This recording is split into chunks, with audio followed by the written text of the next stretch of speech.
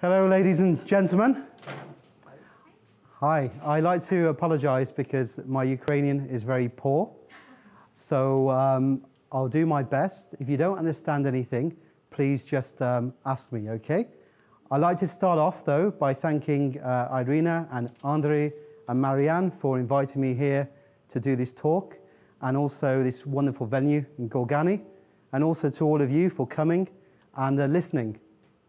Now, the idea of the talk I was asked to give is to help people understand how to operate an adventure tour company, which is what I do, or as Andrei put it, to work as a world-class guide.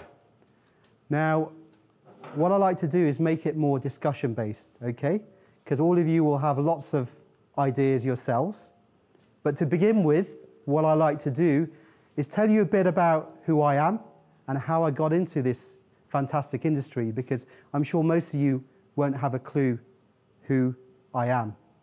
So my name, as Irina kindly introduced, my name is Raj Joshi. And what I do is this, adventure travel. So adventure travel, I'm sure you know, is the fastest growing sector in the travel industry. And that's what's really exciting. And I was even more excited to hear on coming into Lviv and meeting up with Irina and Marianne, is that since I was here last, which was probably about 4 years ago, approximately, to run my last expedition in Ukraine, things have been increasing on the adventure tourism side, and that's really good to hear. So how I started, well, I say it's in my blood. Ever since I was a young boy from the UK, so I'm originally from the United Kingdom, although my parents moved over from India about 50 years ago, so my heritage is from India. So ever since I started off in the United Kingdom, every year when I was a baby, when I was still in nappies, they took me camping over in the beautiful parts of the UK, as well as going abroad and experiencing new places and new cultures, as well as think you have a lot in your home country, like I have in the United Kingdom, like you all have in Ukraine. So I went to places, not only in England, but those who've traveled to the United Kingdom. Some of the most beautiful places are actually in Wales and Scotland. So I went over to North Wales, which is one of my favorite destinations in the world. Now, how many here, can I ask, has traveled to the United Kingdom? Okay, fantastic. How many here who went to the United Kingdom had been over to Wales? Not far away. Scotland? Not in the mountains, but around. Scotland at all? Yeah. Okay, great. Only Edinburgh. Okay, Edinburgh. Okay, so the city. So next time Irina's going to go to the United Kingdom, she's also going to put on her list Wales, particularly North Wales, and also going north of Edinburgh, you've got the Highlands of Scotland. So I used to go camping, I used to go exploring the mountains, the hills and forests, where I developed this natural affinity with the outdoor environment. And I developed this understanding where, to be honest, I understand that environment more than I do in the city. I know the risks in the outdoor environment can be greater than in the city, but my job is to, with my skills and experience, is to mitigate those risks, lower those risks for myself or those I look after. And I think it's one of the most powerful places to be is the outdoors. Cities are great, but I think you truly come alive when you are in the outdoors. So I grew up in the UK learning about the outdoors, and then eventually, as I got older, I started climbing. So I'm now 42 years old, and I've been working professionally in the outdoor industry as an expedition leader or expedition guide now for about 18 years. But before that, to get experience as well, I did my own expeditions, which is always the best way to learn. And I was fortunate to have a good group of climbing friends who are actually older than me and more experienced, and I learned a lot from them. I also did courses, because doing courses can be good to teach you the right skills and the right way of doing things, but the best way is go out and do it yourself. So I started doing that, my own expeditions with friends. And one of my friends works now still, and works at the time as one of the world's, what I consider one of the world's best guides. He was guiding on the big mountains, on the 8,000 meter peaks. And he saw how I was on the expeditions, and he simply recommended me to one of the companies which he worked for. And I worked on an expedition. Things went well, thankfully, and I got good feedback from clients. And the company asked me to work again, and then things went well, and I worked again and again. And then I started working for other companies. And then I developed a reputation in this adventure travel industry as a guide. And I got asked to do more and more interesting jobs. And so some of the jobs I ended up doing, unfortunately, I don't know how well you know some of the UK celebrities, but I got asked to work on some BBC projects. One of them was an expedition on Kilimanjaro for a charity called Comic Relief, where in about 1 week on the mountain, we raised 3.3 million pounds, so about $5 million US in 1 week, to help fight malaria in East Africa. Now, again, I don't know how many of you know some of the celebrities on the trip, but if I mention names like, has anyone heard of Cheryl Cole? You may have not, so one or two of you had, a musician, Cheryl Cole. Gary Barlow, who sings in Take That, you may or may not have heard of. Ronan Keating. So some of you may have heard them, some of you may not, but they're mostly UK celebrities. And then I got asked for even more interesting jobs. So more recently, I was the expedition leader. I'm sure you would have heard of this person, a man called David Beckham.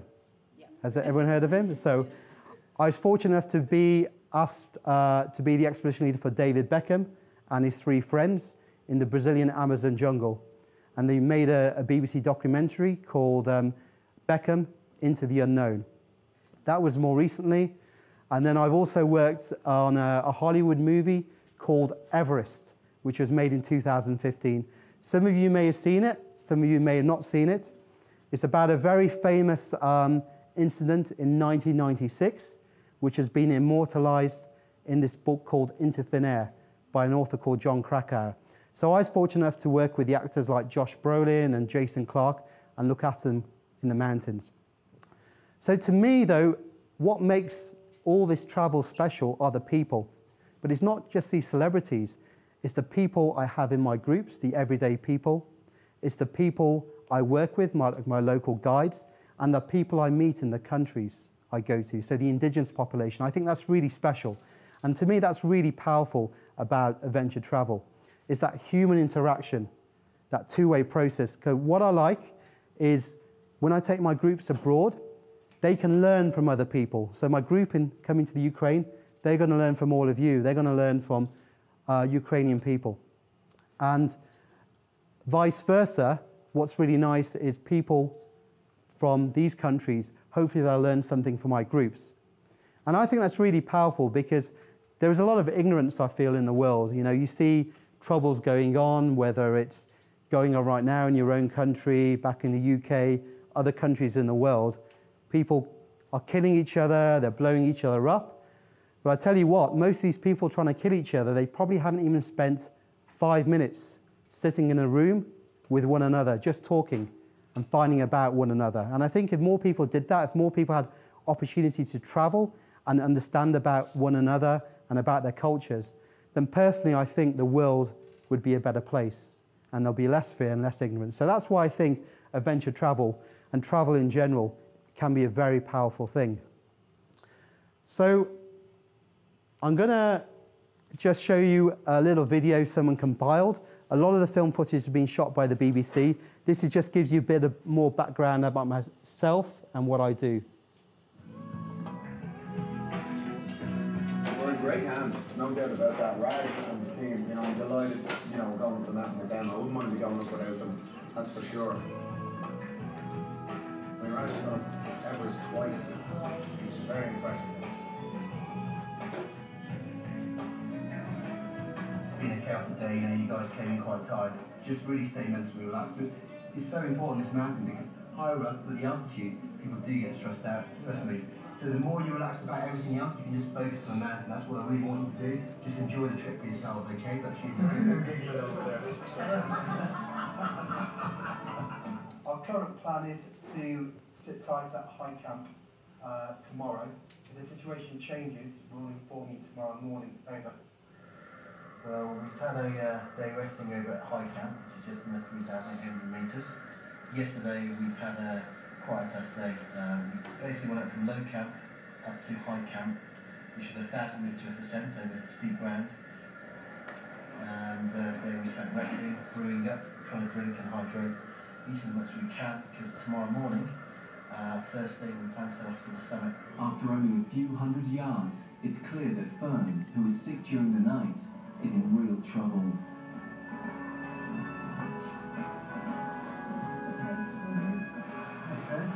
Yeah, feeling a little bit sick again, so... Yeah, actually, no worries. We'll just chill here for a bit. Yeah. How's the time? Sun's coming out. If Fern doesn't feel better soon, her climb will be over. Okay, here we are at 40,200 feet. We've just walked over to a place what's called Edge of the World, and the views are fantastic. You just got some huge drop-offs by the side behind this rock, and today's a fantastic day. Weather's good. That weather's on its way over the next couple of days, so we're going to sit tight in our camp before we head on up to high camp. You see the group come off the plane. If I'm already in country, you already do start sort of assessing them in a nice sort of way, trying to suss out people, trying to suss out their psyche, which is really important, the power of the mind. Then along the journey, there's lots of little things you look at, you know, everything from people's walking styles to how they're nourishing themselves, how they're hydrating, how they're protecting themselves from the sun, how they're keeping warm. There's lots and lots of little factors, you know, little telltale signs, and you have to use your experience to actually try to help them change that for the better. And that can sometimes make the difference between them actually making it to the top, or unfortunately becoming poorly and having to come back down. You're here at 4,600 metres. That's good going. You're actually at the highest point now where you're going to be before summit night. It's a tough night, but after today, we're going to be in a prime position for summit. Because remember what I said before about altitude, that it may not strike you down when you actually arrive at camp. Some of you can feel okay now, but 6, 8, 12 hours later, you can start getting it. So remember, this evening, overnight, it might affect you. Raj, I thought, was inspirational, to be honest. He seemed to know what we needed and when we needed it. And sometimes that was carrot, sometimes it was stick. Although we're looking good, it is actually going to be probably, for some of you, most of you, or even all of you, the hardest things you've actually done physically or mentally in your lives. Right, thanks for getting us this far, man.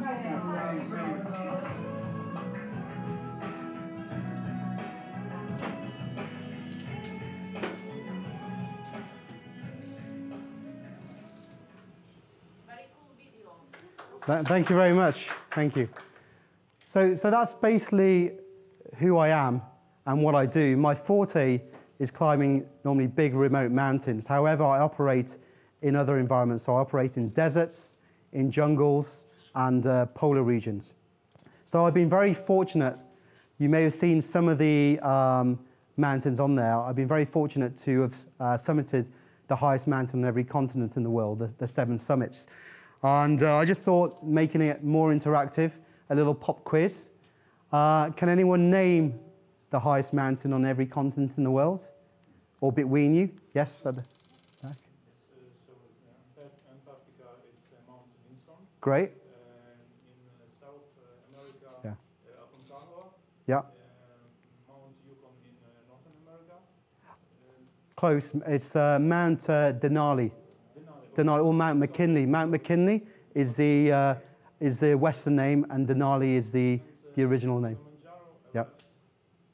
Kilimanjaro, very good, in Africa. Everest, and Everest in Asia. Mount Kilimanjaro in Australia.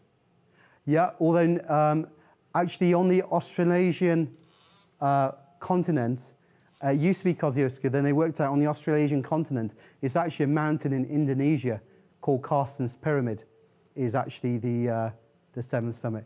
So it's Kosciuszko used to be, it's a sort of a 2,000 meter peak, but they found one called Carsten's Pyramid in Indonesia, which is quite a wild place. and that is over 4,000 meters. So that's right. And the highest one in Europe, dare I mention it? I'll leave that one then. I'll leave that one. But Mount Elbrus. So those are the 7 highest peaks. But to me, you see, when you do any adventure travel, I call them expeditions. So an expedition, if you look up as a definition, it's actually a journey with a purpose. You know, it could be any purpose. So it could be a group of friends going for a day's walk in the Carpathians, or it could be a full-blown expedition for 2 months on Mount Everest. It doesn't really matter. And there's a saying which a famous climber who sadly passed away now, like most of the best climbers, called Alex Lowe, said that the best climbers are the ones who are having the most fun. So whatever you do in any adventure travel, I think it's people who are enjoying themselves and having fun. And that's how I try to design my trips. There's always a challenge there, but people also need to have some sort of fun and achievement. So, challenge, that's one of the reasons why I do it. And I'm going to show a series of slides which will have the reasons why I do it, but also why my clients do these trips, why they go on these expeditions, why they do adventure travel. And I think that's important to know and understand, because that will also help companies or guides understand the mentality of some of the clients. And it could help in some ways of enticing and marketing to clients, giving them a different angle of how you can actually, in effect, sell some of these trips to future clients. So I find a lot of my clients, they want the challenge. In life, a lot of the clients I find are taking the UK, they've got a good job, they've got a nice car, they've got a nice house. They want to do something different. They want to do something for the soul, for the heart. They want an experience. And some of the best experiences is when you challenge yourself and when you're outside your comfort zone. And what happens when people challenge themselves and they achieve something, it gives them a lot of confidence. It gives them a lot of self-belief. And you find that this has a great impact in their everyday lives. So challenge is one of the reasons why the clients do it. So this, I don't suppose anyone can guess where this is taken? Someone actually mentioned the peak earlier on, or the place. Vincent, correct. The highest mountain in Antarctica. So places, people want to see amazing places. And they also want to go, which I allude to later on in the talk, they want to go to places no one's really been before. What you're finding in some of the mountains and some of the, not just mountains, sorry, some of the areas in the world, you're starting to get over-tourism. And I try to avoid that because it's more special for the group if they go to somewhere a bit different, because they can be the only people there sometimes. And it's also good for that local economy if it's done in the right way. So places, anyone hazard a guess where this place is? Pardon? Yep, absolutely. Yep, both right. Top marks.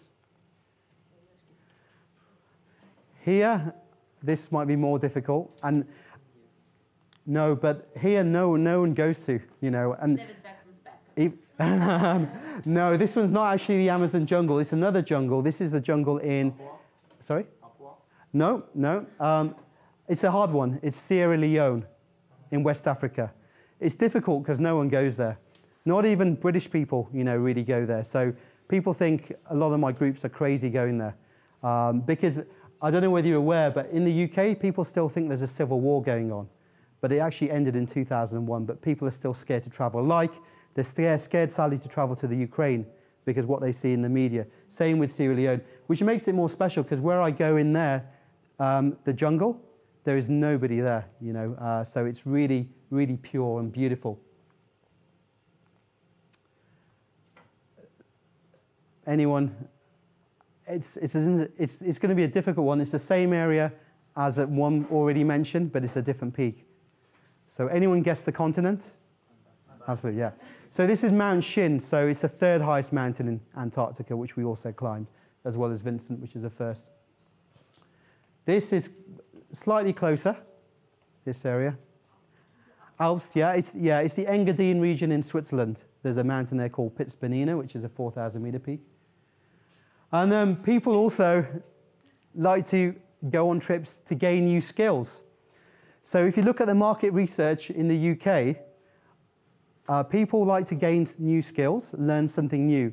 And for the British people, the top thing they want to learn is, number one is language. Number two is photography. And number three is cookery. So a couple of the trips I've designed now have involved, because I've got a passion for photography, I've designed some photography adventures. So as well as just going somewhere beautiful, I've got a top professional photographer. Some of them I worked with before in the BBC or other areas, as well as an exhibition leader. And actually what they'll do, they'll teach clients how to improve their skills in photography. Because what I find on all these trips, people are always clicking away so many times, and most of their photos are rubbish. So what you want to do is improve the quality of the photos. So they're not clicking so many times, they're enjoying the scenery environment, clicking less times, but each photograph they take is more quality and more special. So this is actually, I live with a Maasai for a week, learning some of their skills and tradition, which is really, really special to me. Which is number 4 on the list, after cookery. Oh, and cookery as well. Believe it or not, I've been designing a trip in Ukraine for cookery because I have a chef, a TV chef in the UK, who's interested in an adventure. So one of the things I'm suggesting to try to bring more business to Ukraine is coming to Ukraine for some adventure. But then I was thinking of taking him to develop some cookery as well. So cookery is another thing. But again, the Maasai, you know, they're a special indigenous population who I really like, the indigenous populations. That's something I find fantastic going to the countries. And I think we can learn a lot from these indigenous people. Because the Maasai, you live with them, and in all that time, they leave a minimal impact on the world, whereas we, in our own way, destroy the world bit by bit. And you see what's been happening, whether the unusual weather you're experiencing now here, back in the UK and other parts of the world, is part of what we've been doing slowly over the years. Who knows? But the Maasai, they leave very little damage, and they use everything. So they don't take much, and what they take, they use. So it's really impressive. And there's a study done by a UK organisation, a big organisation. They did a proper study, and they made a paper saying that they believe that Maasai can help teach some survival skills and adaptation skills to some other races and cultures which are getting affected already by climate change. So that's where, you know, we've got to be careful living in this technological world, because if technology can be great to make lives easier and help us, but if things go wrong with technology, because you can't always rely on it, then we need to rely on our skills. And I personally feel that we are losing slowly our natural skills over time. And this is something we've got to be careful of. Improve the CV. What I mean by that is in the UK, people, you know, they go for interviews for jobs, like I'm sure you all do. And they find that doing some of these trips differentiates themselves from another candidate. It makes them stand out more, makes them more special than somebody else. So it gives them a talking point for clients. They say when they go for some jobs, it gives them a discussion, and that makes them, I suppose, a higher quality and a more rounded individual than the next candidate. So I find that can help people for their work. The people you meet can be amazing. This was on the Set Everest with Josh Brolin. You recognise the prayer flags, so I really like what Gorgany have done over here. So these are obviously from Nepal. And anyone know what these represent? I know one person's been to Nepal, but I don't know whether anyone else has been to Nepal. No? Anyone, any thoughts what these represent? Fire, drums, You're right, yeah, you're right. It represents the elements. Slightly different to our elements sometimes, but essentially it's actually wood, metal, fire, earth, water. So slightly different, but each colour represents something different. And you can see some writing on here as well. These are Buddhist mantras, and the idea is they put them on a place of significance. So this is actually at the top of a ridge. So at the top of any mountain ridge, the wind blows a lot. So as the wind blows these prayer flags, then the idea is the mantras, the Buddhist mantras, blow out to the winds. and then to the gods. And all the mountains they see as gods. So it's a very spiritual place going to places like Nepal because they see the mountains as gods, as deities. So again, people are special to me. So indigenous tribe. Anyone care to think who these people are? Good thinking, Irina. Not Maasai. These are actually, to me, probably some of the best hunters, trackers in the world. They can track animals for kilometers and kilometers. So these are some of the best trackers. These are the San people. San, S-A-N. They are the original inhabitants of southern Africa. And they've been there probably for about 30,000 years. And so they're found in countries like South Africa, but Namibia, Botswana. So that's where they are. Sadly, though, a lot of their culture and their way of life is getting eroded by civilization. So it's sad to see. So one of the things I try to do when I go to these countries and bring my groups is try to preserve some of their culture and traditions. Because I think we have to be careful in our lifetime that a lot of these ways of life are not lost. You know, like we're losing species of animals all the time, we mustn't, you know, let the same thing also happen to humans' way of life.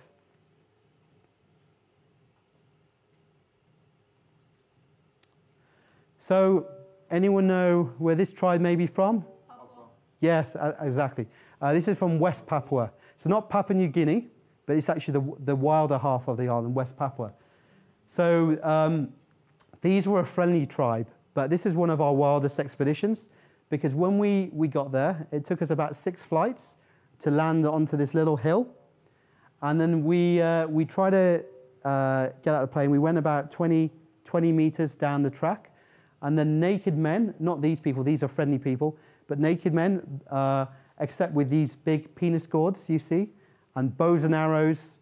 They had poison darts, machetes, spears, and they stopped us. And we got stuck for 3 days and had to negotiate. And that was interesting. And then we had to get an Indonesian police team armed with assault rifles to try to get us out of the area. So, but it was a successful expedition. This tribe is an amazing tribe, and there's probably only about 25,000, 30,000 people of this origin left in the world. Anyone care to guess who they may be, or you may know? I'll give you a clue. So this was who I visited with David Beckham. This is a special privilege because you're not allowed to visit them. Humans are banned for interaction, but we had special permission from the Brazilian government. And we didn't impose ourselves on them because I feel we should never impose ourselves on any indigenous population. We were invited by their chief. We had a special invitation, and it was one of the most powerful experiences that I had. And we lived with them for a couple of days, and these people had never heard of football. You know, they've never met, some of them never met any outsiders. Never heard of football, you know, didn't know about the outside world. So that was a very special experience for David Beckham, myself, and a few others. This is Yanomami. This is a Yanomami tribe. Again, they're in danger of disappearing because their lands are getting encroached, because where they live is very rich in minerals. So a lot of mining companies, logging companies are putting pressure on the Brazilian government to try to take away their lands. So again, I think if it's done in the right way, we could raise awareness to put pressure on the other way to help preserve these people. So these people, I think Irina might know. She already mentioned it once before. Yep, absolutely. So again, a really special people. They come from, well, not originally, but they moved into Kenya and Tanzania. So that's where they've now settled. And then people enjoy wildlife. You know, it's a rare treat. Rather than just go to a zoo to see an animal, you could see them in their natural habitat. So this is in Uganda. Cheetahs at play. This is a chat. It's a rare bird in Namibia, in the desert of Namibia. So this is a wild mountain gorilla. And now Anyone know how many wild mountain gorillas are left in the whole world? 800. Yep, it's about, I think the last count is just, I could be wrong, was about 588 or just under 600. So, but you could be right, maybe they've increased, but around that figure. So yeah, so 600, 800 of these creatures left in the whole world, which is incredible when you think how many billions of people there are. So these are critically endangered. And they're found in only 3 countries. Uganda is probably half of them, and Rwanda and Democratic Republic of Congo are the only 3 countries where these wild mountain gorillas can be found.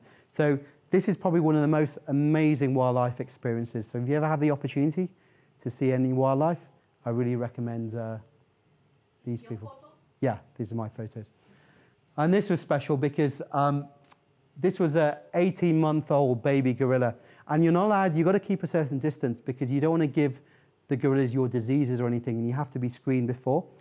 And so you stay a distance, but he was so inquisitive that he approached us, and he was literally coming this close. So it was a very, very special experience. And the one thing which I find from my expeditions, and I think my clients find, is the appreciation it gives you. The appreciation of life and what you have. I know, things sometimes aren't so good, whether it's in this country, whether it's in the UK, whether it's in another country, but it's all relative. There are people, better off than myself. There are people who are worse than myself. And doing these trips like this, anyone know where this is or who they are? We've already seen them. Although different, this is Maasai. The Maasai we saw in Kenya in the other photos, this is in Tanzania. So this is a Maasai caravan. This is near a mountain I climbed, you can't see, a remote mountain called Mount Kilimanjaro, which was an active volcano until recently. So that was quite special climbing it. And these people have to go to trade goods, trade for food, and it takes them 2 or 3 days just to go and trade. And they also find it hard with water, so we gave them some old water because it's quite difficult to get. And it makes you appreciate, actually, we could go down to a shop to buy items. I could turn on my tap to have a drink of water or buy some water. And my clients find that, and then they realize how fortunate they are. So I find my clients feed back to me when they are home in the UK, and they tell me that actually their job they thought was so stressful, it's not so stressful anymore. Because why worry about the little things, when you should be grateful. That's why I try to be grateful for what we got and been given. So before we have a more of a discussion about, you may have questions about running an adventure travel company, an expedition company, or working as a guide, I'll just show a little movie and also another little clip about the last expedition I led, which is Sierra Leone. And that, was fantastic because it's somewhere different. So what I like to do is, I like to open up people's minds, and that's what I think what all of you should do if you run trips. As well as having some common names, like I would run Everest Base Camp or Kilimanjaro, which are still very special places. But to me, I like opening up people's mind and seeing out what else is out there, really getting off what people call off the beaten track. And Sierra Leone is one of these places because, like I say, no one really goes there. You go to villages and there's children who've never seen a foreigner before. And this is a little interview which I didn't do actually. It was a nice surprise. She sent it to me. This is an Italian lady who was on my expedition. She lives in Switzerland, but she's Italian. And she just gave a little feedback of some of her thoughts of why she found it special. And I thought this was good because it also maybe help you, give you ideas if you were marketing to other people about what can capture their imagination of why they may want to do this trip. And following this little interview, which she kindly did, I'll then show you a little movie we made. I had a cameraman on our trip to Sierra Leone. This movie was actually for my clients, but it just gives you a flavor. And to me, it encapsulates what an expedition, what an adventure should be like.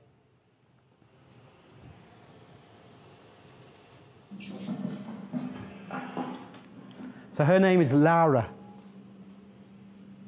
If you want to have a trip that is out of the ordinary or as you would say, extraordinary is this kind of trip. It's a trip with Raj and his teams, and Adventure Boutique really captured what I love about traveling. I don't usually like to go on an organized group because it makes things too organized. But this organization was so much like I was expecting a trip to be, that it was beautiful and unexpected, and there were lots of surprises. So I like that aspect a lot.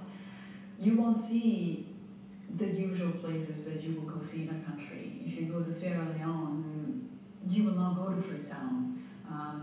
You will go to remote areas. You will also push yourself into some limits, to try to push your limits. You will go to a jungle and you will have to hike for 4 days and you have blisters on your feet. You will feel tired. You'll have to camp in the middle of nowhere where local friends will make food for you out of just a pot on a log of wood. It's beautiful. You're so connected to nature. That's what I love about it. It's the natural aspect, it's the environmental aspect, the sustainable aspect of being in a country and giving back in a way, because we were 2 days in a hospital ground, and you would think, what do you do for 2 days in a hospital? Well, let me tell you, there was so much to see and to learn. It was fantastic. I never heard of Masanga Hospital, and there we are, donating our blood. It was my first time donating blood. I enjoyed very much, except for when the needle hit my flesh. But the rest was beautiful, and you know why it was so beautiful? Because that donation was so useful. The very next day, there was an emergency for a C-section, and they used some of our blood. We were 5 people donating blood, so there were 5 pints of blood, of new, fresh blood in that hospital, and it was used twice within 24 hours.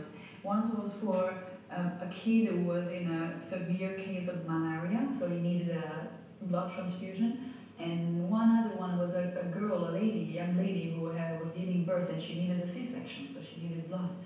How fantastic is that?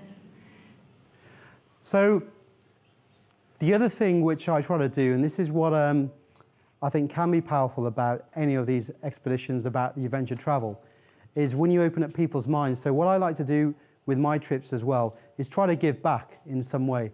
So I've set up a UK charity. It's registered in the UK, and all my expeditions, I try to give some of the profit into that charity, and it's got 3 reasons for it. One of it is to donate back into the country we're operating in. Another reason is to support this hospital in India. It's a leprosy hospital. And another one is a charity back in the UK. But that's another reason why, if you look at any trips you do personally or you do professionally, is also think how you can give back. And that can be good, 2 ways. It can be good for business, for marketing, but you can also do some good and your clients can do some good. So she mentioned they gave some blood and it actually saved 2 lives that night. You probably heard the child with malaria and the other lady who had this emergency cesarean section operation. But what was also more powerful is taking them to that hospital, which people wouldn't think of doing on an adventure travel trip. We paid the hospital to use some of their logistics, so the hospital earned and it needed money. And also I'm using some of the money the company earned to donate to that hospital. So you can do a lot of good, from these trips. And clients these days as well, they want to do things with a more, what I call altruistic meaning, with another purpose, a higher purpose. So I think that's what's really powerful, can be powerful about adventure travel. So that was a trip she was talking to about Sierra Leone. So this was just a little video I'm going to finish off with before we can continue just a discussion between ourselves. The idea of this expedition was actually to climb the highest mountain in Sierra Leone. Top marks for anyone who knows the highest mountain in Sierra Leone? Okay. It's not that high actually. It's Mount Bintamani. It's over 100 meters lower than your highest mountain, Haverla. So it's about 1,950 meters. To me, the mountain's quite easy to climb. It's just an easy little scramble. What is challenging is going through the jungle. It's actually in the middle of the jungle. So you have to go, you land in Freetown, which is on the west of Sierra Leone, the capital, on the coast. And you've got to travel through the whole interior, through the heart of Sierra Leone, to the east, to the Lomas Mountains. So it's a fantastic journey to do. And you don't see any, we didn't see one tourist along the way, so that's even more special.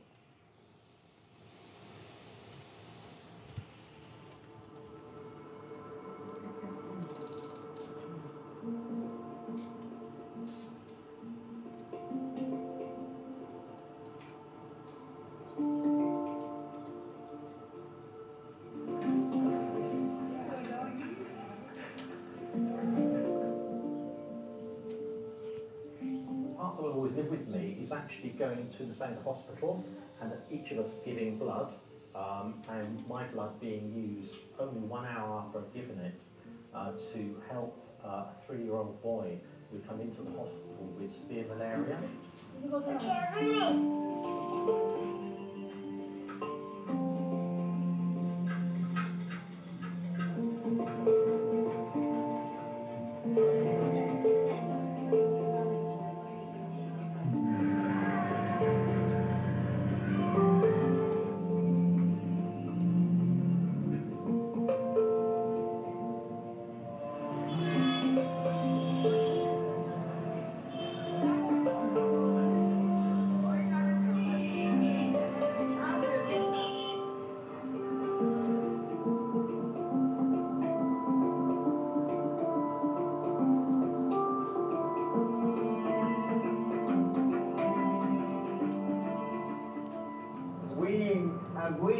to hike the mountain, the highest mountain of West Africa, Mount Kilimanjaro.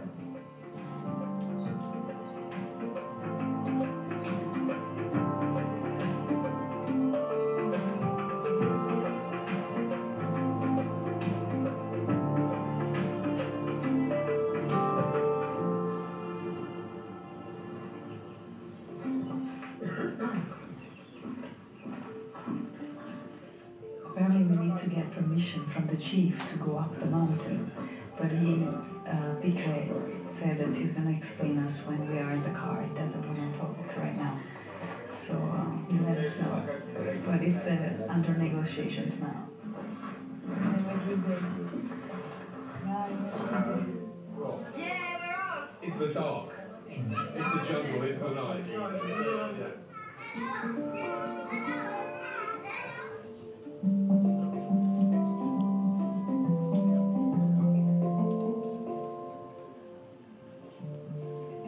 We walked through the jungle in darkness, having interesting chats. It's been a fantastic day. Yeah. And now we're going to cook. There's a fire behind.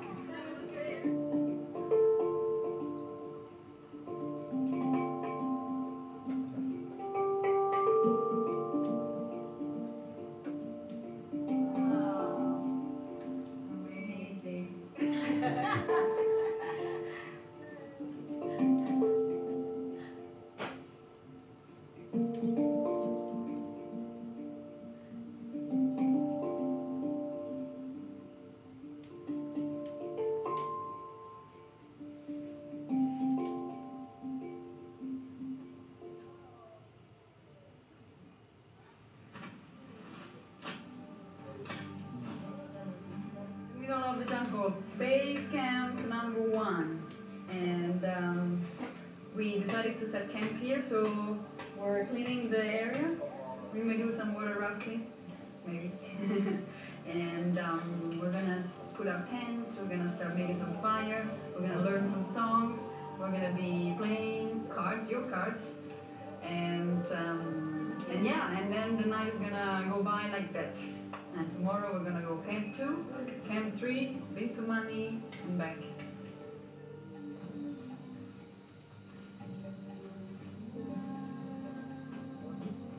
The mountain is very beautiful, though it is hard to climb, but with this mission we have to complete it, and we will surely make it up.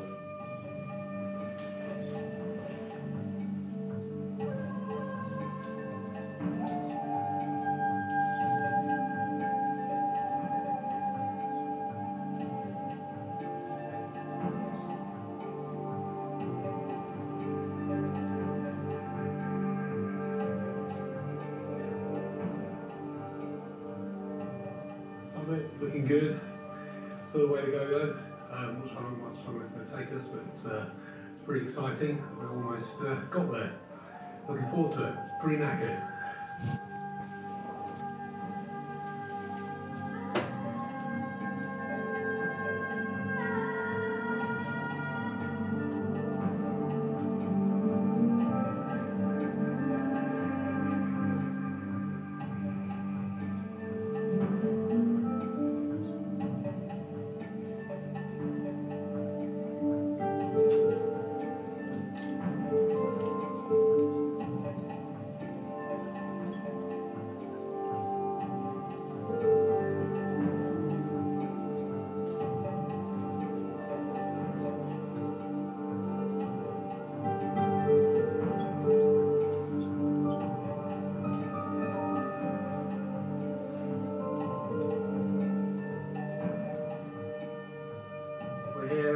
On the summit of Mount Kilimanjaro at 1950 meters. It's been a good battling day, going through the jungle uphill to Camp 2, dropping off our bags and gear over there, then heading up onto this beautiful plateau around us, and then finally a nice little cheeky scramble up to the summit of Kilimanjaro. What a fantastic day. Another beautiful day in Sierra Leone. It's been, all the days have been really great, but this has been special for sure. I've got to say, I found it tough. Unlike my two colleagues here, who seem to have sailed up it, but like mountaineers, fantastic. It's great privilege, fantastic day, and looking forward to the beach.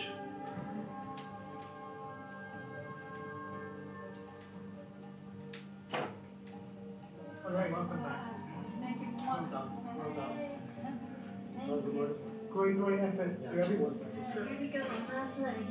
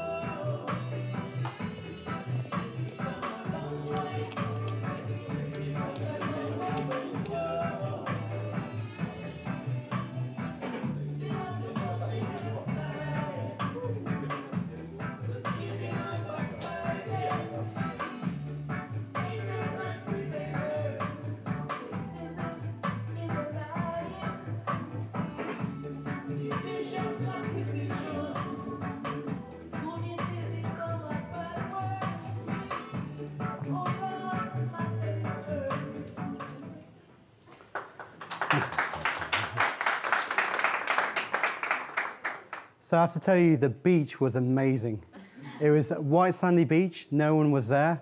Probably the warmest seawater I've ever been into. So if anyone likes beaches, Sierra Leone's the place, as well as, of course, the jungle and the mountain. But I'm going to end it there, and I'll ask in a moment whether anyone's got any questions and we can have a discussion. But I want to thank you all very much again for listening. So I want to say Yakoyu. So thank you.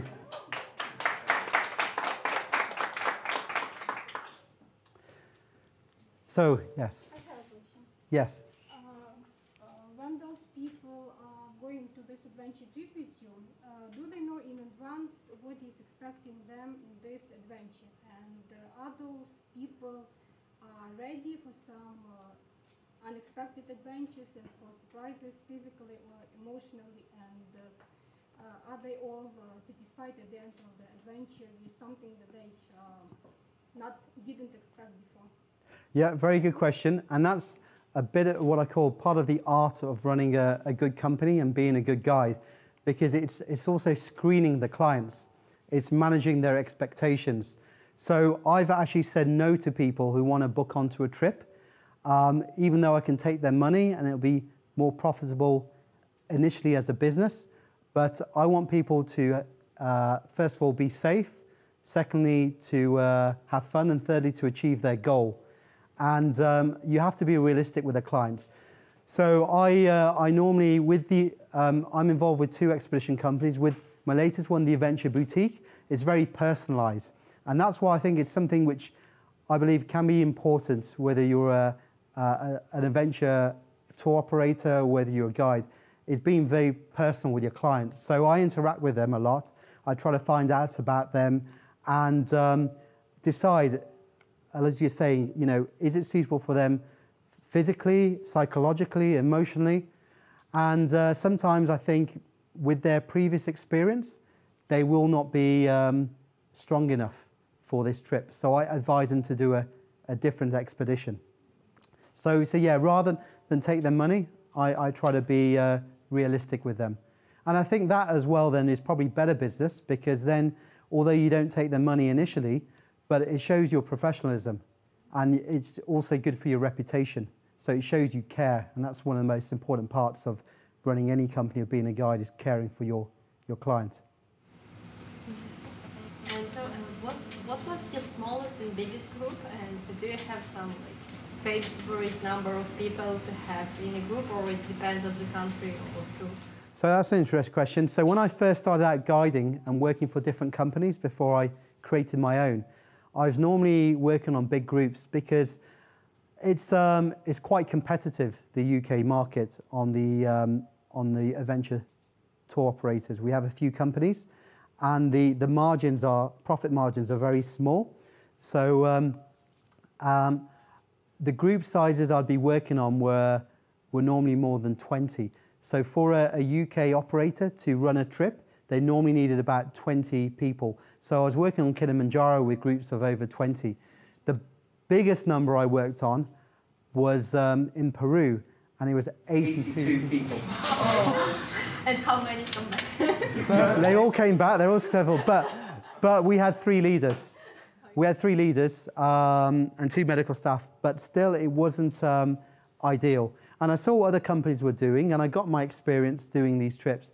But when I set up my own, the first one I founded is 360 Expeditions, which was 10 years ago, and those are the trips we've been doing over in Carpathian Mountains with Irina. And it was the group limit I'd have on any trip was a maximum of 20. So I used to work with a minimum of 20 with the other companies, but I thought that the quality decreases and it gets riskier, and the clients as well, it gets less personalized. So I put a maximum of 20.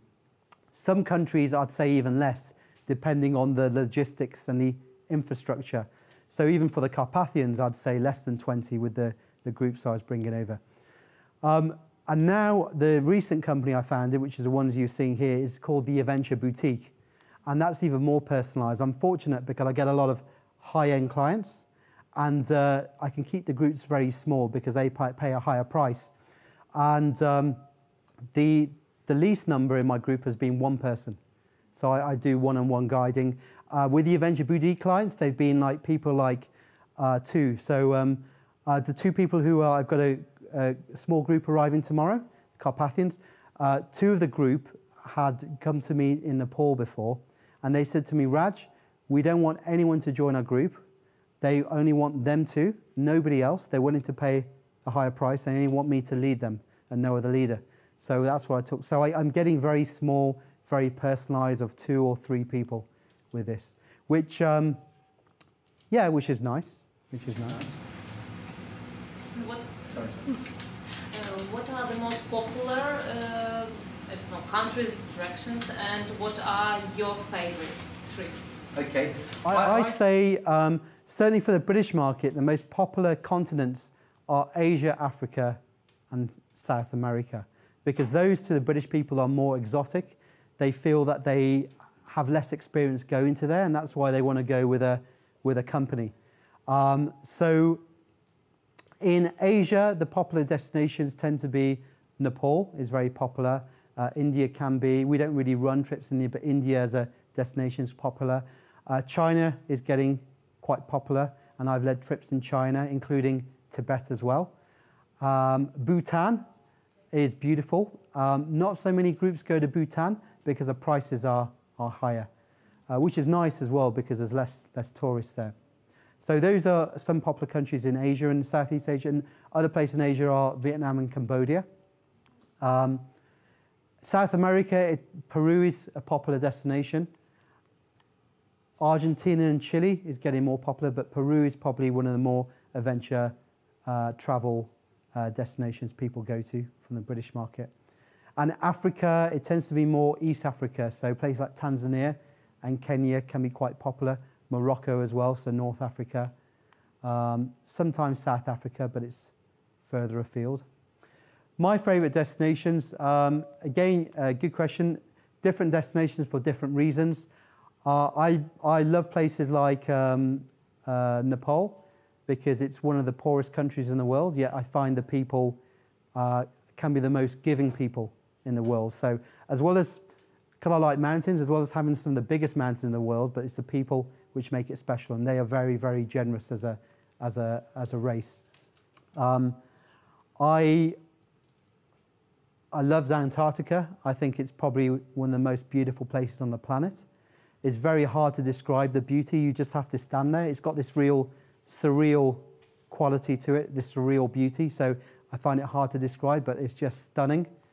Even the places I showed, West Papua, because it's so wild, you know, it's uncivilized, untamed, and it shows there's places out there which are still, people live like they used to do for thousands of years, and that's what's really, really nice. And of course, one of my favorite places in the world is Ukraine. It's got beautiful mountains and it's got beautiful people, so what more could I want?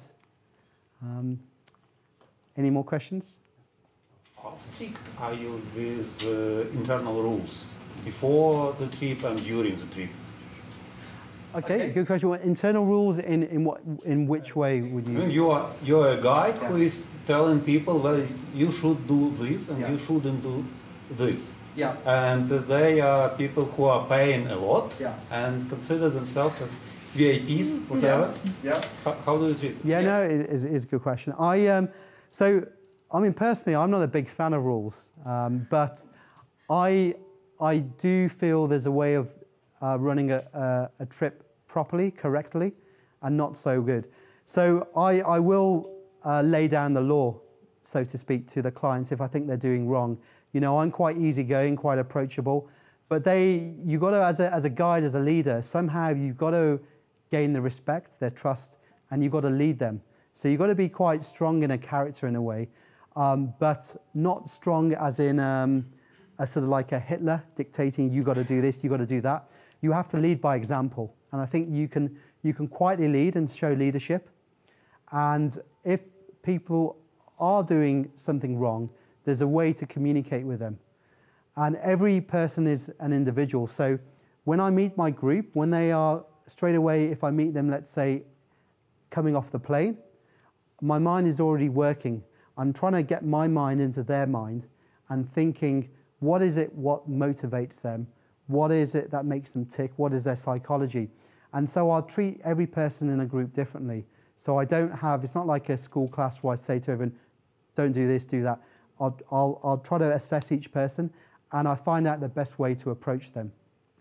And very rarely have I shouted at people. I can just remember maybe 2 or 3 occasions I've been firm. Two of them was actually with the BBC expedition on Kilimanjaro. And that was because there's an area, I don't know whether anyone been up Kilimanjaro at all? There's an area called the Barranco Wall, which is not that technical at all, but it involves some scrambling. So you just got to use your hands as well as your feet. And it's got a little bit of exposure. And one of the celebrities froze at this section. And she was scared because of the exposure, but it's not that bad. And I had the whole group, and I knew it was dangerous. I had to keep them moving and moving.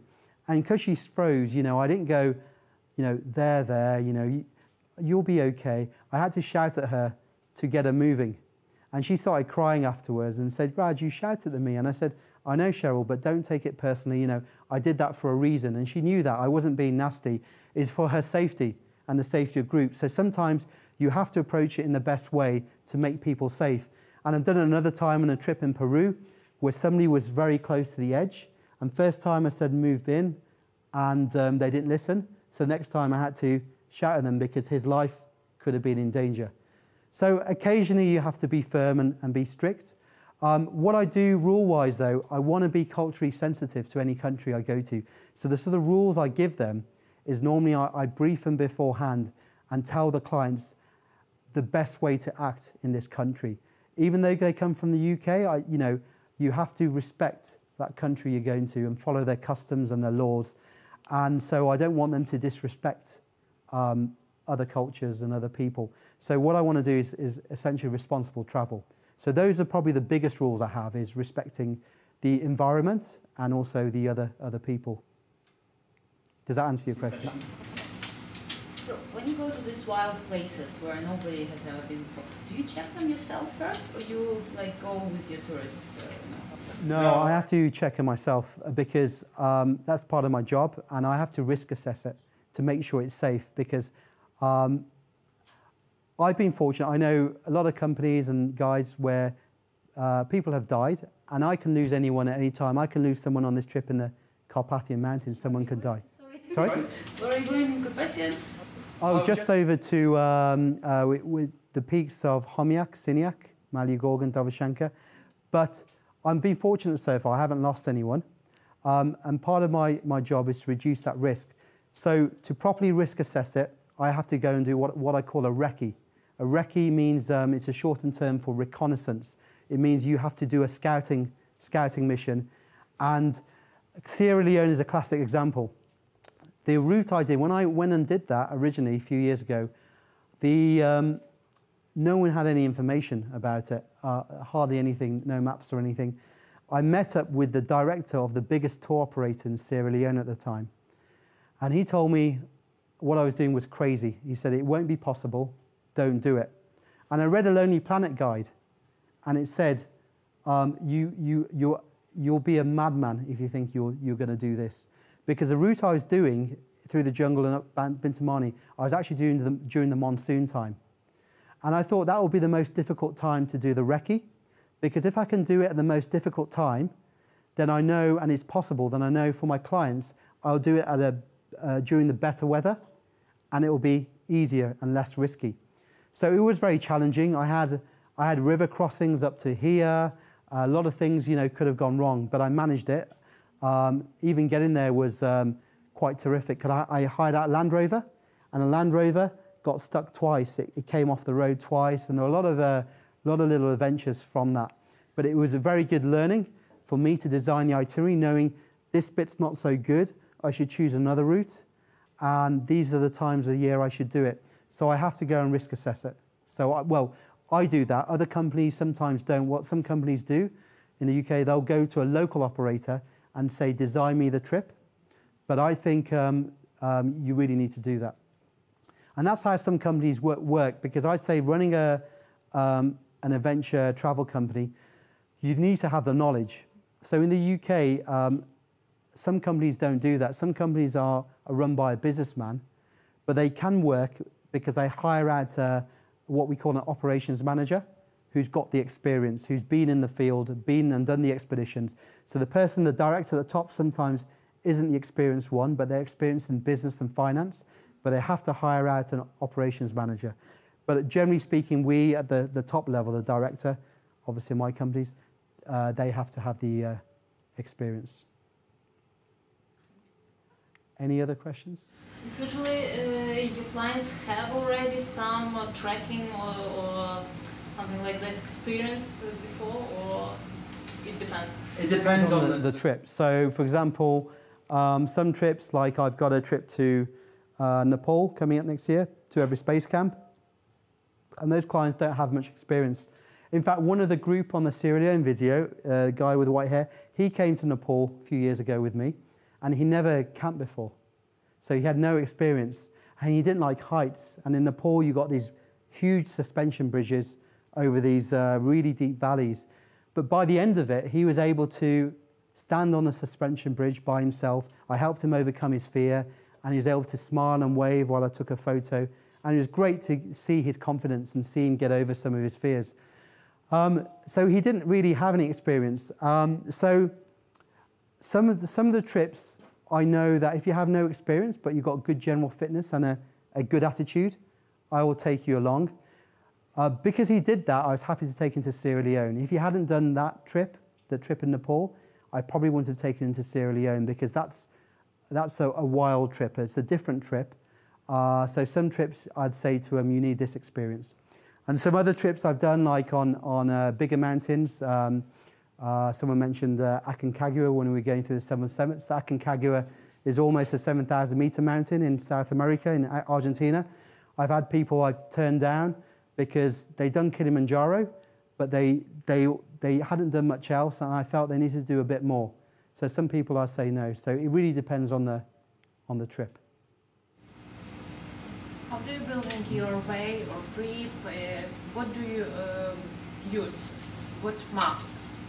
Maybe digital maps or paper maps, or some recommendation for another people who was in this place? Yeah, so generally I would have heard of areas. Sometimes you read it in a paper or in a magazine, or you might see on TV. Maps, only when I know the area, then I start looking at the maps. So I might even find something on the internet. Also, a lot of my friends who are guides, we might be discussing places and areas and thinking, oh, that sounds very interesting.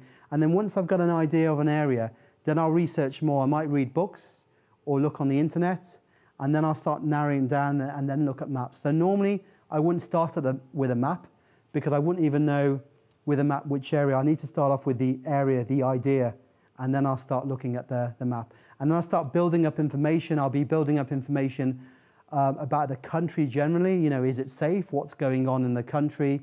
Can I take clients there? What is my foreign office advising? Because I have to, as a company, if the British Embassy advises not to go to this country, and I take my clients to that country, then all their travel insurance will get negated.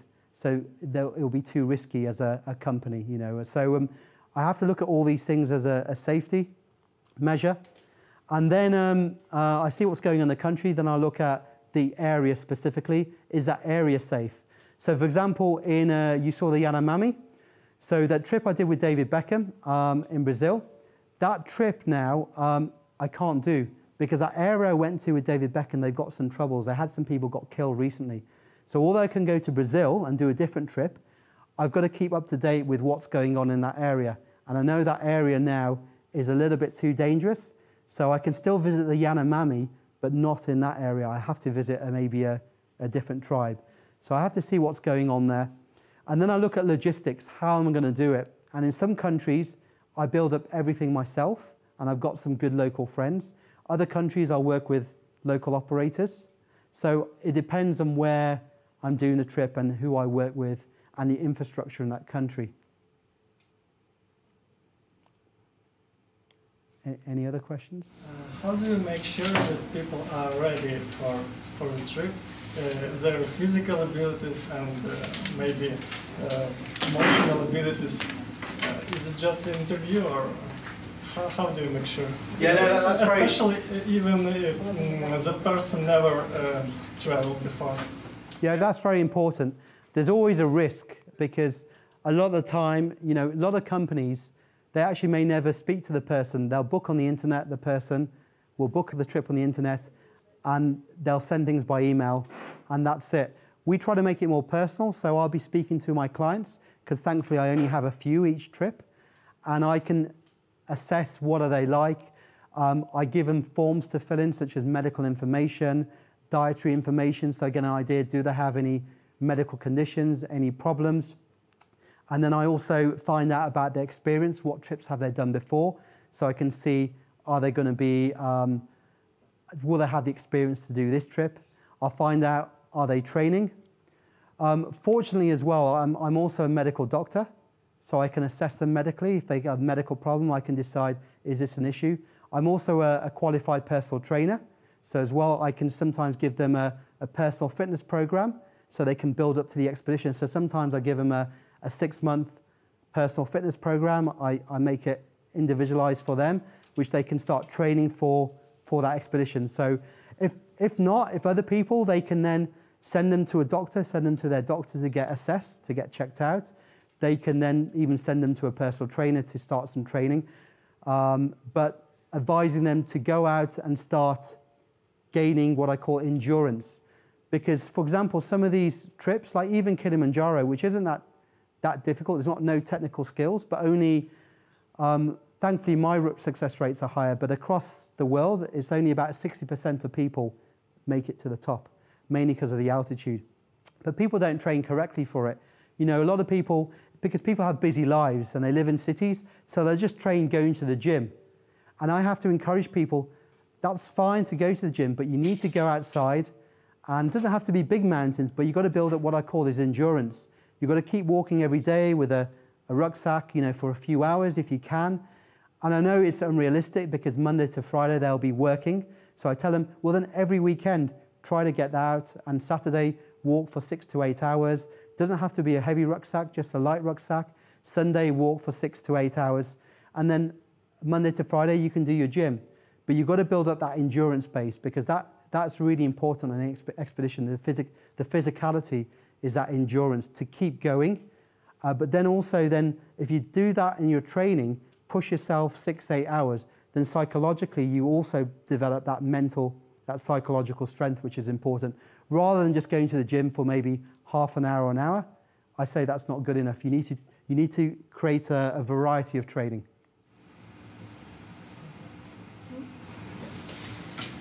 Do you and your company have a list of the countries that you offer to your clients, or some clients can just come to your agency and say, I want to travel to this country, and then you just start to investigate and plan the trip, or it's just the exact list of the countries?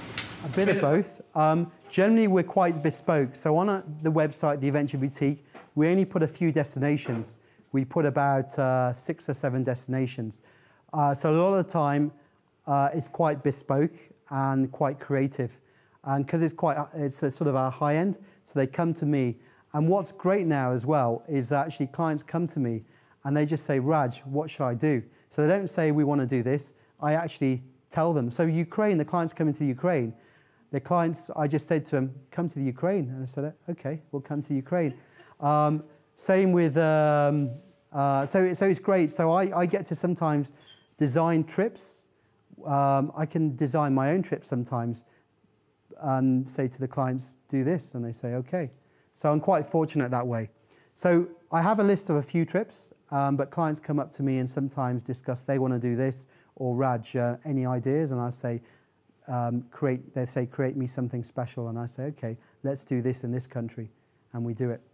My other company, 360 Expeditions, is a bit different. It's not so high-end, but it's good quality, and we do have a list of a lot of different destinations and different expeditions where clients know, and that's pretty much set what we do.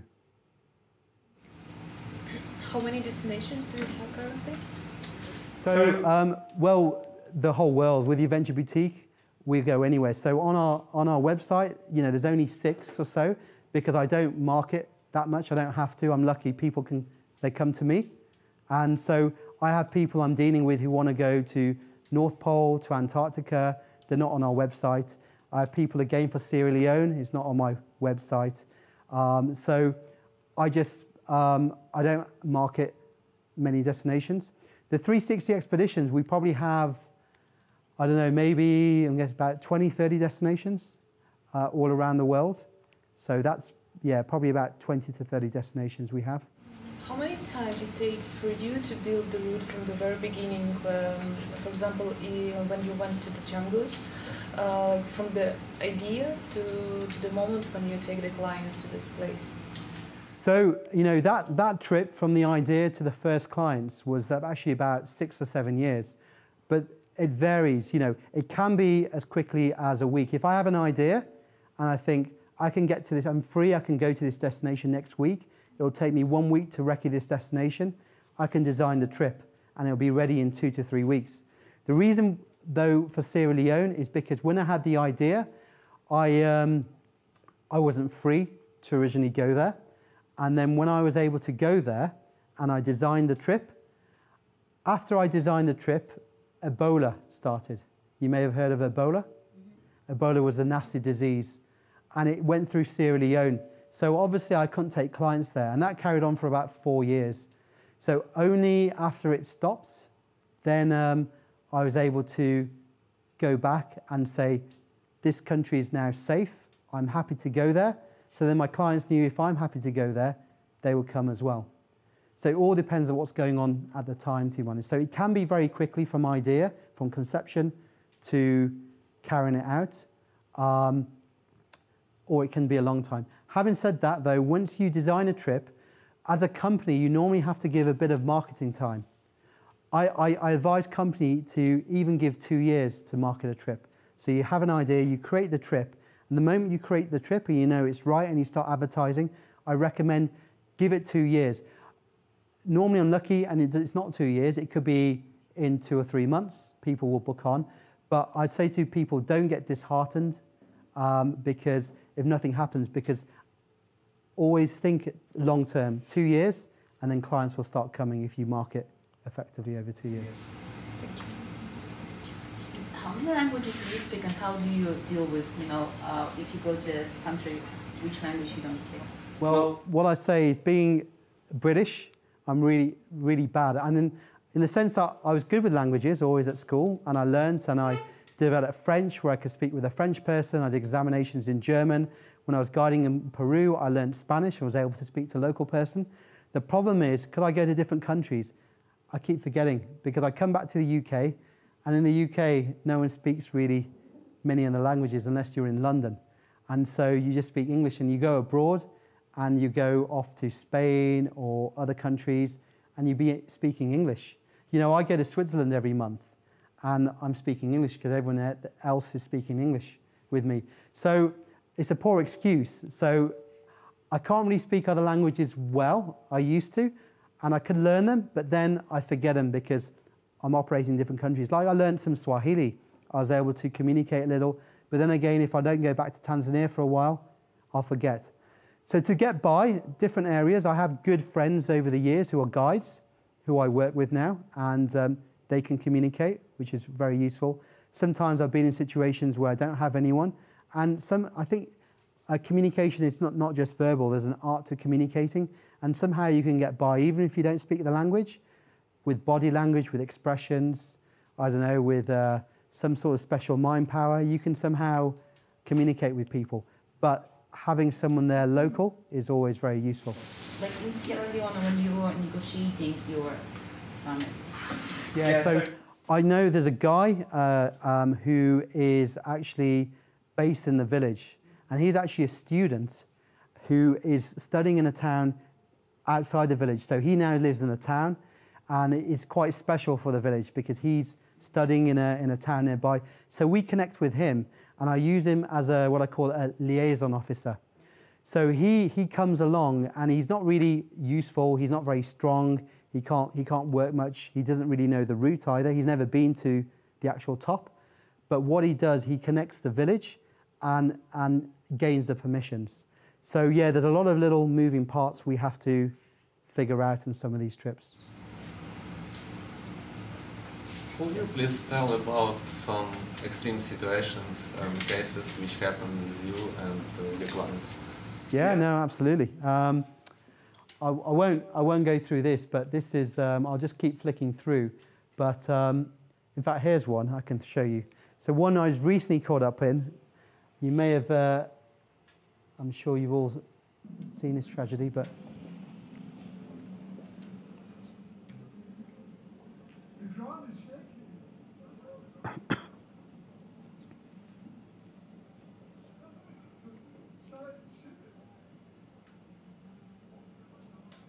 This, by the way, is at Everest Base Camp.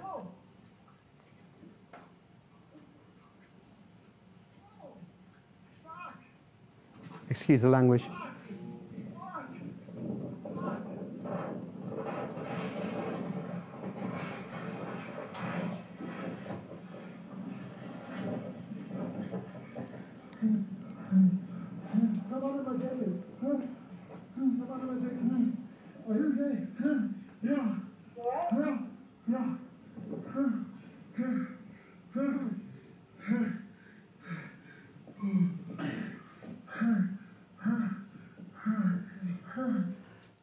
So that wasn't me or my group, thankfully, but I was actually in Nepal at the time when we got hit by the earthquake of magnitude 7.8 was the first one, and then 7.3. And almost 10,000 people lost their lives in Nepal, and there were over 20,000 people injured, and there were millions homeless. There are still between 1 to 3 million people still homeless, and this is going now, what, 2 or 3 years after the earthquake. So I was actually on a Everest expedition. It was the British Army. I was with the British Army on an Everest expedition. I was very lucky because I also had clients with the Adventure Boutique at the same time.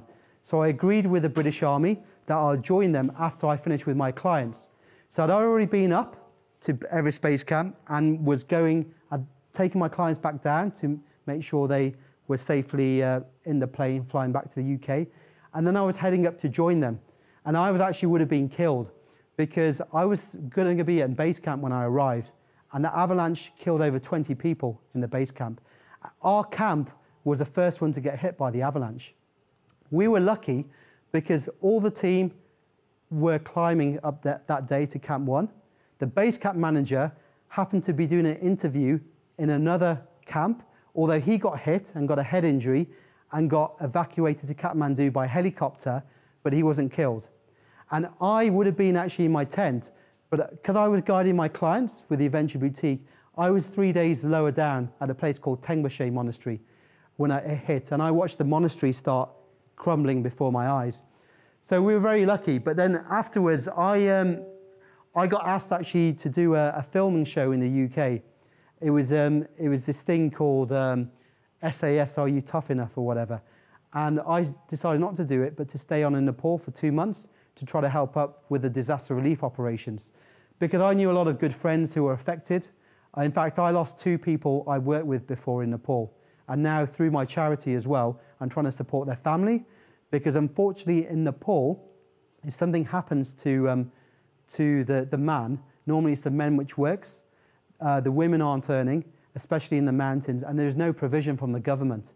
So the families have to rely on handouts from friends in the community. So I'm trying to support some of them.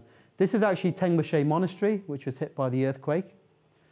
So that's one of the best Sherpas in the world, one of the finest Sherpas in the world, called Tindu, a good friend of mine. And he got killed, not actually in the Everest Base Camp. He got killed a few months later on a mountain called Amadablam. And that was due to another aftershock, which hit the mountain, and the ice sheet he was climbing on fell, and he fell, unfortunately, and killed himself. But a lot of devastation. So that area over there is a place called Nuwakot. Nuwakot is quite a historical significance because that's where the original king of Nepal, which unified the country. So Nepal was split into three different kingdoms. You probably heard of the Kathmandu, which is the capital, but actually Kathmandu was just one of the kingdoms, and they had 2 others, Bhaktapur and Patan. So they had 3 separate kingdoms, Bhaktapur, Patan, Kathmandu. And the king who unified them, who was called Shah, he had all his army up here in this area at a fort to unify the country. And that place was devastated. So we're trying to help now with a rebuilding program because a lot of people are still left homeless. And this is just helping out with food provisions in the mountains where a lot of people couldn't get to. So this was at interesting times, and also medically as well with my medical skills. Luckily, being a medical doctor, I was trying to help out as well medically with some people in the mountains. This was a hospital where the whole, all the patients had to be evacuated out of the hospital because they thought the building was going to collapse. So they put the patients in the car park, and there was boiling heat or a lot of rain. and the patients had no cover. So I linked up with a lot of my friends I knew with the other expedition companies to try to get some shelter, to try to get some tents. So we got some tents to try to house the patients. And they even had, so these were some of the tents we got. They even had intensive care patients as well, and they were just left out in the sun. So it's quite a difficult time. That's Kathmandu. I'll just keep going through this. So one of the other things as well, which was quite an extreme time, which will be coming up, which you mentioned, is one of the times where we actually nearly got killed on Mount Everest. Just get to it. We got involved in a rescue. So there's a lady from another team, and this is going back to some of your questions: how do you decide who can go on a trip? So this lady shouldn't have really been on the mountain. She didn't have the experience, but she was a daughter of a rich politician who had money, and she went to 2 companies before, 2 reputable companies, and said, I want to climb Everest, I've got the money, and they both said no, because they were good companies, and rather than taking money, they felt she did not have the experience to climb Everest. She went to a 3rd local Nepali company who wasn't so good, and they said, thank you very much, we'll take your money. And it was poorly led, and she got herself into trouble on the mountain and was left for dead. She was found by another team who resuscitated and revived her, but then they didn't have enough strength to bring her down through the Khumbu Icefall. So the Khumbu Icefall is probably the most dangerous part of Everest, because it is it's more than a vertical kilometre of flowing ice. So it constantly moves and shifts and changes. So no matter how good a climber you are, you could be in the wrong place at the wrong time, and your number could be up, you could die. Because there could be big ice seracs the size of huge houses, which will just fall on you. Or you could be walking on a little bit of snow, not realizing that underneath there's a huge crevasse that will just open up and you'll just fall down. So it's quite a dangerous place, the Khumbu Icefall. And what happened was we were asked to help out. So 4 of our team, this is just the Hillary step going up to the summit of Everest. This is the summit ridge of Everest. On the right-hand side is Tibet, left-hand side is Nepal.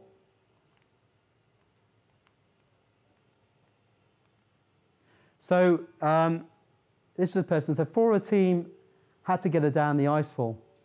And what was dangerous was, that was a part of a frostbite. What was dangerous was the whole place. I got a radio call from a company called Jagged Globe. You may not have heard of them. They're a good British company. And their base camp manager radioed and knew we were doing the rescue and said, look, there is a collapse in the icefall, and we think you're already past it, but be careful. But unfortunately, it was before us. So we're coming down, and we saw that the parts of the icefall were collapsing. Some of the ladders, which you have to go across the big crevasses, they had lost their anchors. So they weren't actually tethered to anything. So we had to make a decision. Do we turn back and go up to Camp 1 or Camp 2 for safety? But then this lady was in trouble, and her frostbite will get worse, and she might even, die. Or shall we just carry on down to try to save her life, to get down to base camp where we can get a helicopter to get her back to Kathmandu? So we decided to pray and just go for it. So we went over the ladders and everything, and thankfully got through. And then other 4 members of my team who weren't involved in the rescue, they were about 5-10 minutes behind me. So I radioed back to them and said, look guys, be careful, because you're going to come across this icefall collapse. When they came to it, afterwards they told me they started trying to run, which is very, very difficult on that terrain and that altitude, but they were trying to run across it because they thought the whole thing was going to go. 5 to 10 minutes after they went through, the whole thing went.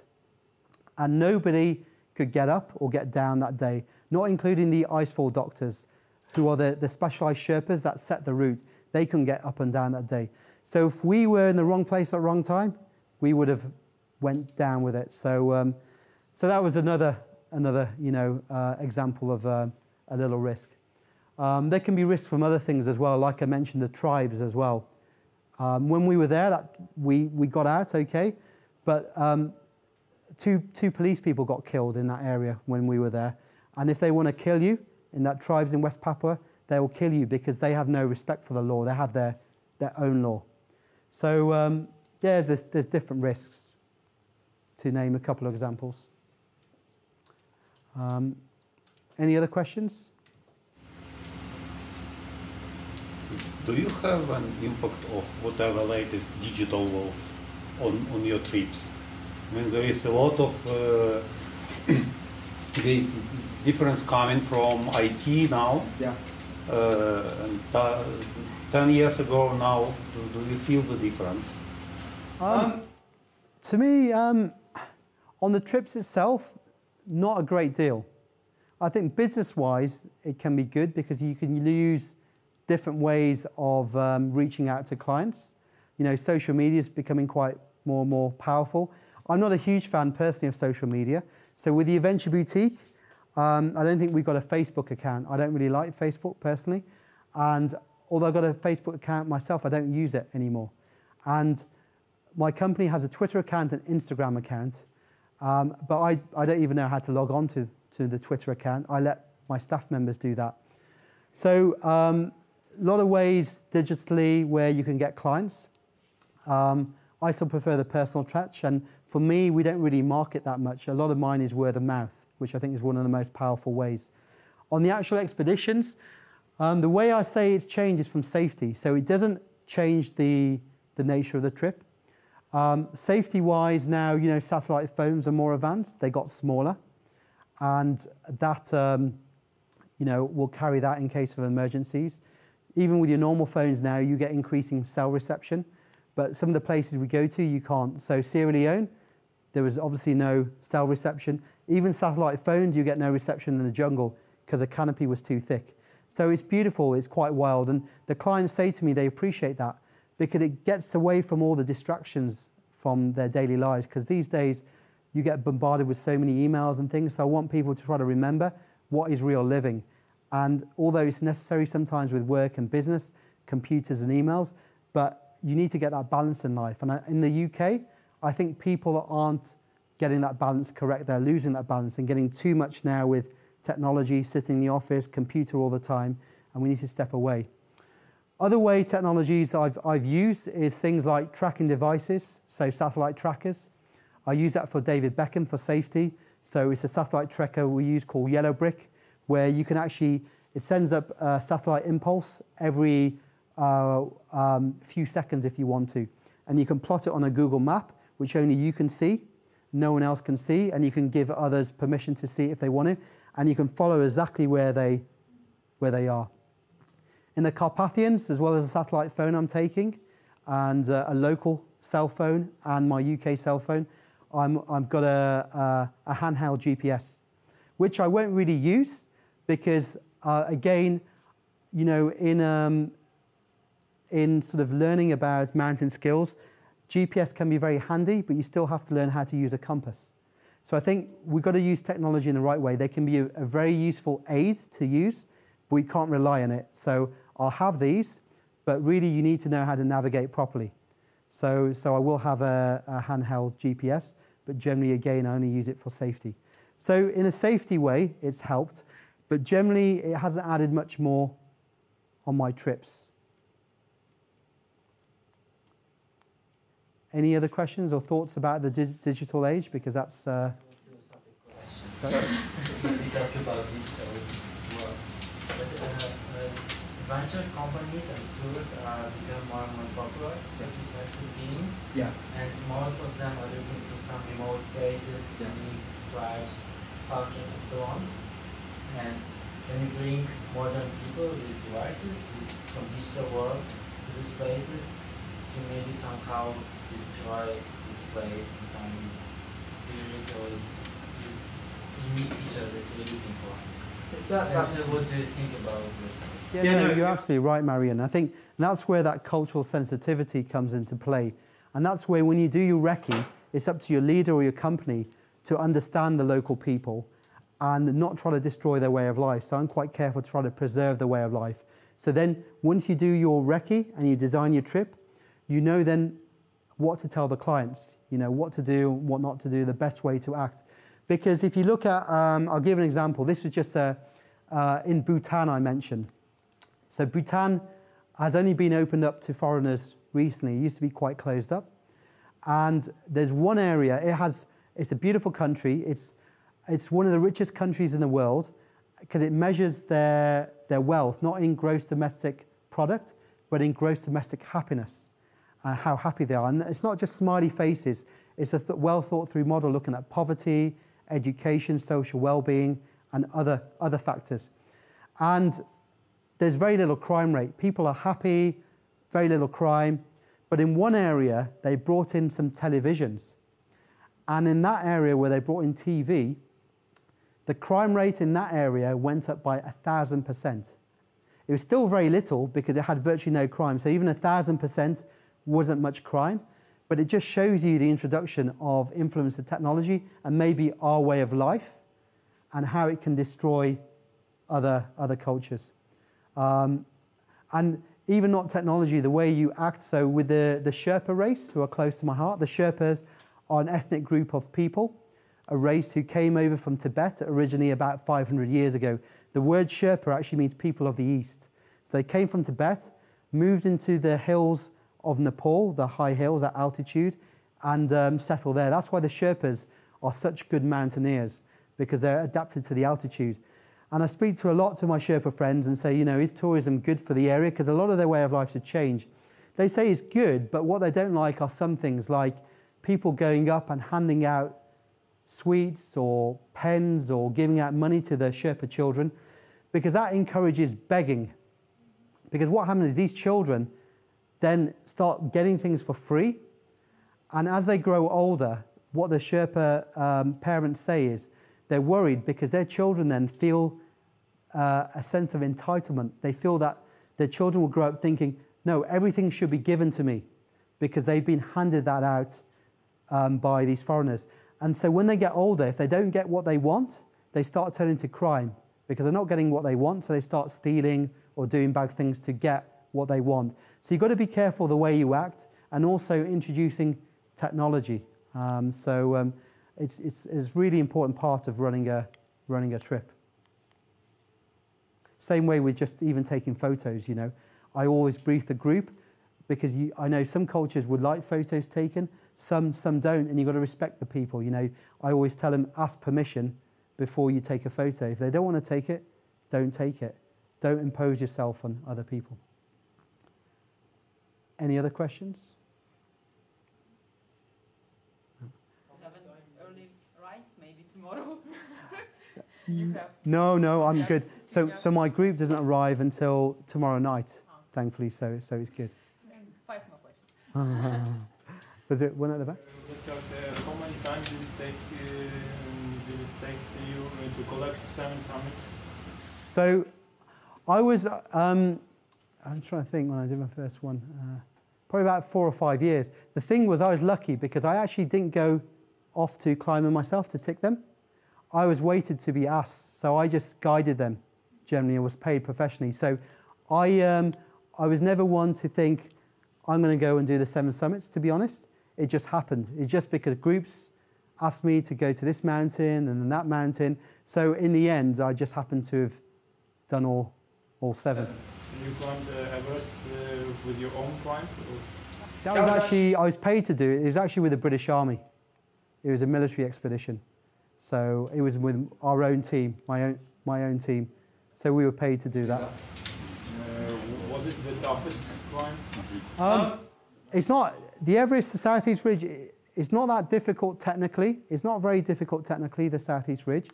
It's challenging in other ways. It's challenging because you're on 2 months on expedition. So physically it's challenging. You have long days and people lose a lot of weight. You can lose about, you know, our team per person lost maybe about 12 kilograms per person. And you also psychologically, it affects people. Because there were people there who were much better technical climbers than us, than myself, but they couldn't climb the mountain because a lot of things affect you. People die on the mountain, you know, that affects people. Big avalanches come down every day. Even in the night, you wake up all the time, you get no sleep because you're hearing avalanches come down. That can affect people psychologically. Everything, just the hard work you've got to put in every day, or the boredom, you know.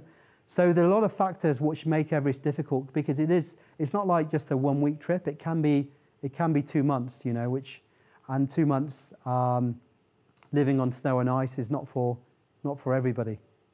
So it's hard in some ways, but then again, look at Carsten's Pyramid in West Papua. You know, that was a shorter trip, but that was harder, but in one sense, because not only was it wild to get to the mountain, but also the mountain was more technical. It was a more technical rock climb and had other risks. But Everest was challenging. You know, it is a hard mountain in other ways, for sure. You also take care about food by yourself in your expeditions? It depends. So normally for the clients, because you want to look after them, I think they get sort of luxury in a way with food. People cooking for them. Same in Nepal. If you do a trek there, they'll get fed on the way. We hire out a local chef. And same in other countries, we try to cater for them well. When you go climbing higher, then you can't really have chefs, so they've got to be more self-sufficient, and they've got to start cooking themselves, or you'll cook for them. And it's normally quite simple food, just simply boil in the bag food or dehydrated rations, depending on the expedition, depending on your weight allowance, depending on your availability of water, depending on your fuel, if you have to melt snow to create water. So you either go dehydrated, or if you need to save more water and you can carry a bit more weight, then you use boil in the bag. Nowadays, vegetarian lifestyle becomes more and more popular. Did you have such clients in your, for example, high mountains trips? We do. With the UK population, so vegetarians and also vegans, we're getting people with gluten problems as well. The high mountains, not so much. With the adventure boutique, people like more adventure on the trekking, these sort of clients. Not so many people we find, climb big mountains. So I've done led expeditions before, but there's not so many people want to do that. So mostly I've done them with friends, or I've done them with some groups, but we get more people want to trek. And the trekking is easier to cater for. But these days, actually, with some of the boil in the bag meals, they do cater now with vegetarian food, with gluten-free food. So they're getting quite advanced now. A lot of these meals you can get, certainly in the UK. So you can cater for those tastes, for sure, if people don't do. The only thing I would say is I know a mountain guide who works a lot in the French Alps, the Swiss Alps. He's a British person. He actually, when he's on expedition, we did an expedition in Nepal, he's generally vegetarian. But when he comes on expedition, he starts eating meat, because he says he can't get enough protein. Because where we go to, there isn't much meat we can find, and we can't, if we're going quite lightweight, alpine style, we can't carry much meat. And so he just eats any meat he can, because he feels he starts losing muscle mass. So he's not a true vegetarian, because he knows he just prefers eating more vegetarian in UK, but when he's on expedition, he has to eat some meat.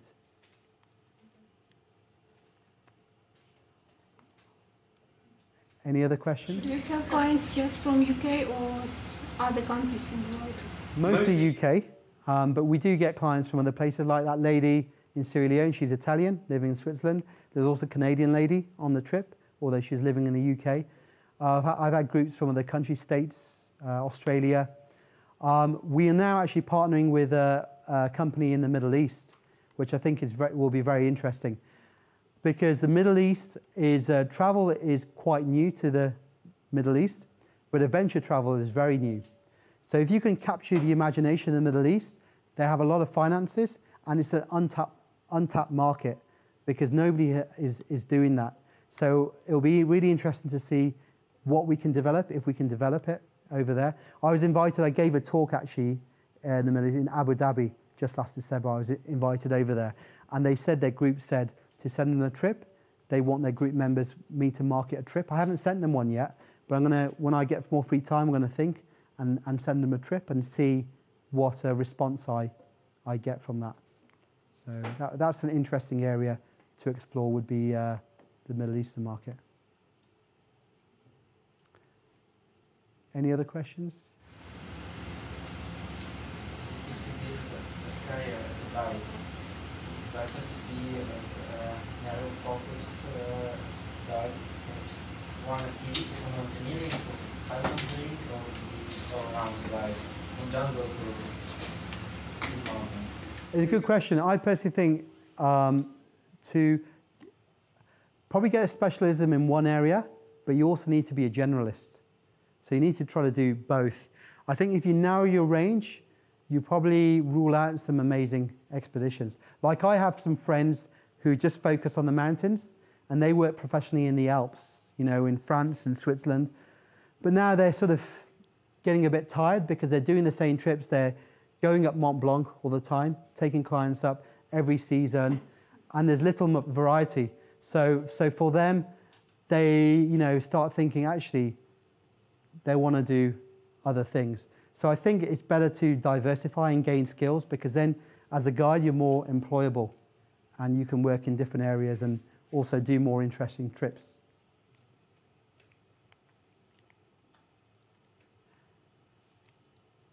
Any other questions? Well, I'd like to thank you. Sorry, Irene? No, I just want to thank you. Thank you for your time. Thank you for sharing your experience and your thoughts about mountains. I think at least everybody is planning the next trekking or the next next trip. Thanks for being. Thank you. Thank you. Thank you for coming. Yes. First aid kit that you take with you.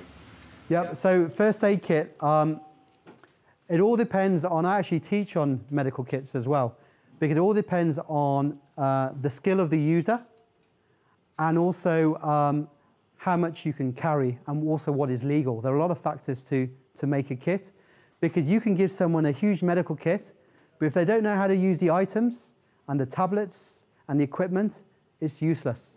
So you need to know the knowledge of what the leader knows, or if you've got a doctor on the group, what they know, or the clients, what they know. That's the best starting point to build a kit. Then you also need to check on legalities of country, because there's tablets you can buy over the counter in the UK, but they're actually illegal in some countries. So you've got to check on the countries you're going to, what's going to be legal. And you've got to look about what you can carry realistically. Because if you've got porters and things, then it's great. But if you're carrying all the equipment yourself and you're carrying a lot of equipment, you've got to be careful, because if you get a big medical kit, you won't be able to properly carry it. So something like Carpathians, I'm taking something very light and very small, because we're not really using porter. We're using porter for 2 of the clients, and then I also know it's a very short trip we're doing. It's just, you know, a few days. And we're also going to get evacuated relatively easily. You know, you're not in a, although it's relatively remote, you can get back to a city in a few hours if need be. So I'll take things like, basic things like painkillers are the most common things used, because, oh, my muscle hurts, you know, what the client says, or this is aching. So some simple painkillers like ibuprofen, paracetamol we have. Plasters are quite common, because they might get a little cut or graze and you just want to clean it, put a plaster on. Also plasters for blisters, that can be quite common, because if clients haven't broken in their boots properly, they can get blisters. If they're on a longer trip, I'll take some antibiotics. I'm not really taking them for this trip because it's too short, but I'll take some antibiotics. Yeah,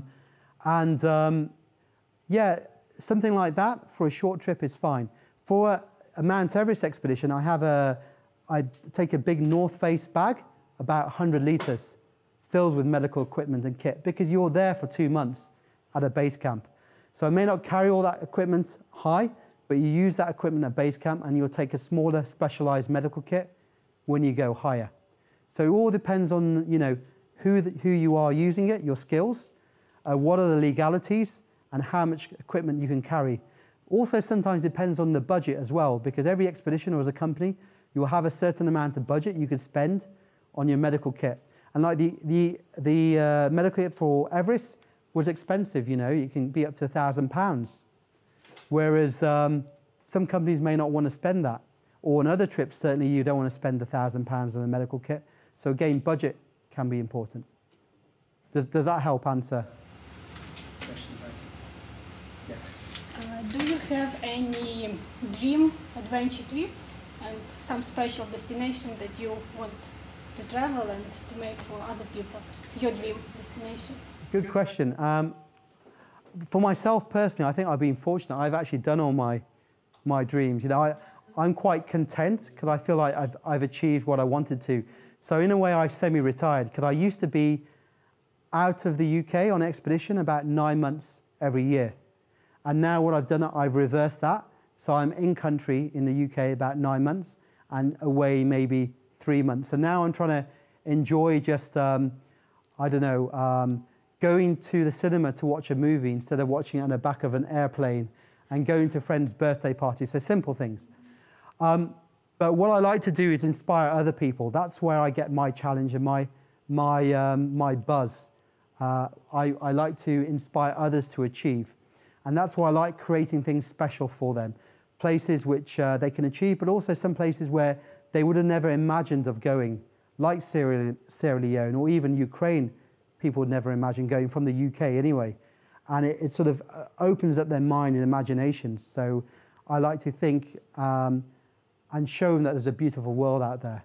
And also, by opening up their mind, what I find is people, especially in the UK, can be a bit negative these days in their daily life. And I want to teach them, rather than saying they can't do this, they can't do that, I want to teach them that you know, they can say, I can do this, I can do that. And it gives them a much more positive perspective in life. And that's what's nice. I find that they feed back to me and they tell me that actually what they've learned from this expedition, they try to use in their everyday life, and it changed their perspective and their attitude for better. And how the idea to come to Ukraine have come to you or to your client? So how it happened originally was actually, I was doing a recce in the Carpathian Mountains, but not in Ukraine, in Romania. And I thought it was beautiful, but I also found it was starting to get quite touristy. Even then, a few years ago, it started happening, started developing. So I thought, if it's starting now, what will it be like in 10 years' time? So I wanted somewhere where, at the time, where I thought nobody really goes that much. And then I followed on the map. That's where I got my map out and had a look at the Carpathian chains. You got Slovakia, you got Ukraine. So I thought Ukraine. So I had that idea. And then by chance, I was serving in the military in Afghanistan. And one of the persons serving with me, who is a British soldier, he's called Andrew, but he is also called Andrei.